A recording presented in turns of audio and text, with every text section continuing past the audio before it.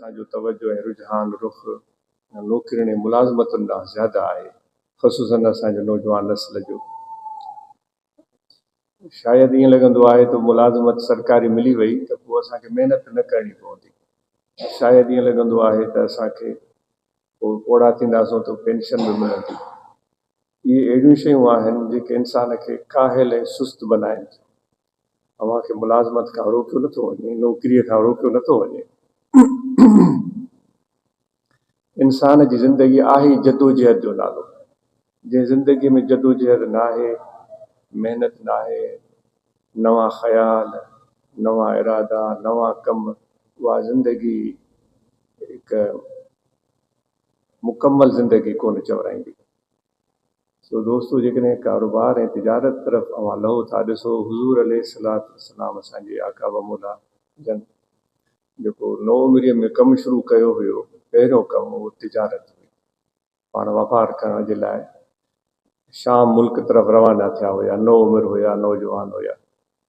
हुज़ूर अलैहिस्सलातु वस्सलाम जी सुन्नत बि आहे। ऐं अॼु जे जेके पढ़िया कढ़िया समझदार ऐं सुठे ज़हन वारा माण्हू आहिनि, उन्हनि सां अवां ॻाल्हियूं करे ॾिसो त उहे बि अव्हांखे इन शइ जी रग़बत ॾियारींदा। कारोबार ऐं तिजारत, जीअं अब्दुल सत्तार ॿुधायो त मां तिजारत थो कयां ऐं मुंहिंजो वापारु आहे, इहो असां दोस्तनि जे लाइ हिकु शेवो बणिजी वञे। ऐं हुनरु सिखणु नौजवान नींगरनि लाइ इहो ॾाढो मुफ़ीद आहे ऐं वॾो मुश्किल न आहे। नौ उमिरि में ॿारनि जो ज़हन ॾाढो तेज़ थो थिए, जल्दी शयूं यादि थो थियनि। उहे फौरन कंहिं नई शइ खे एडॉप्ट करण लाइ तयारु आहिनि, त उन्हनि खे उन मौक़े ते को न को हुनरु सिखणु खपे। को इलेक्ट्रीशियन थी वञे, को प्लम्बिंग जो कमु, ड्राइविंग बि। हर तव्हांखे ड्राइविंग बि हिकु सुठो हुनरु आहे, पर ड्राइविंग अॼुकल्ह जेका असांजे हिन ख़िते में मुल्क में थिए थी, उहा ग़ैर ज़िमेदाराना ड्राइविंग जी ॻाल्हि नथी कई वञे। ज़िमेदाराना ड्राइविंग जेको पंहिंजी हिफ़ाज़त जो बि ख़्यालु रखे, ॿियनि जी सलामती जो बि ख़्यालु रखे, अहिड़ा हुनर जेके आहिनि असांजा नौजवान सिखनि। ऐं माशाअल्लाह दोस्त अॻु में ॻाल्हि ॿुधाई त सोनपुर में 56 ब्रांचिस ॿुधाई, 55 ब्रांचिस, या क़ाबिल तारीफ़ ॻाल्हि आहे। दादू ज़िले जे दोस्तनि खे मुबारकूं हुजनि ऐं उमेदु आहे त इहे ब्रांचिस फ़ाल हूंदियूं, ख़ुसूसन रमज़ान महीनो अचे पियो त इहे अब्दुल सत्तार साहिब या जेके बि हुन ब्रांच सूबाई उहिदेदारान आहिनि या ब्रांचिस जा उहिदेदारान आहिनि, पंहिंजे ब्रांच में रमज़ान महीने में अहिड़ो माहौल ठाहियो जो असांजा दोस्त अहबाब क़ुरान मजीद जी तइलीम खां आरास्ता पैरास्ता थियनि, क़ुरान मजीद पढ़नि। जेकॾहिं पढ़ियल आहिनि त उहे तजवीद किरत सिखण जी सहि कनि, कोशिशि कनि।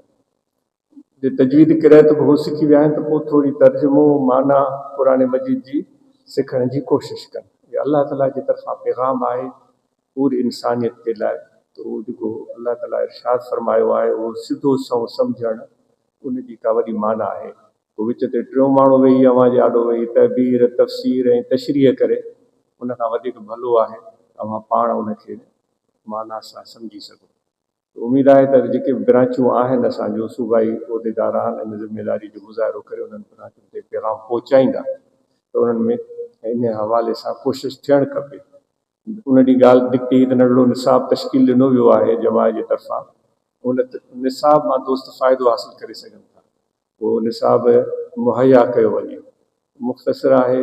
उन में जेके बि बुनियादी अहम तरीन रुकन आहिनि दीन इस्लाम जा, उन जे बारे में मालूमात आहे या ॿियूं शयूं काफ़ी उन में मुफ़ीद आहिनि। दोस्तनि खे चयो वियो आहे त वक़्तनि फ़वक़्तनि उन में तरमीम में इज़ाफ़ो थींदो रहे। त इहा ब्रांच, हर हिकु ब्रांच ते इहो पैगाम वञे ऐं उते तइलीम ऐं तालुम जो सिलसिलो रमज़ान जे महीने में थियणु खपे। जज़ाकल्लाह।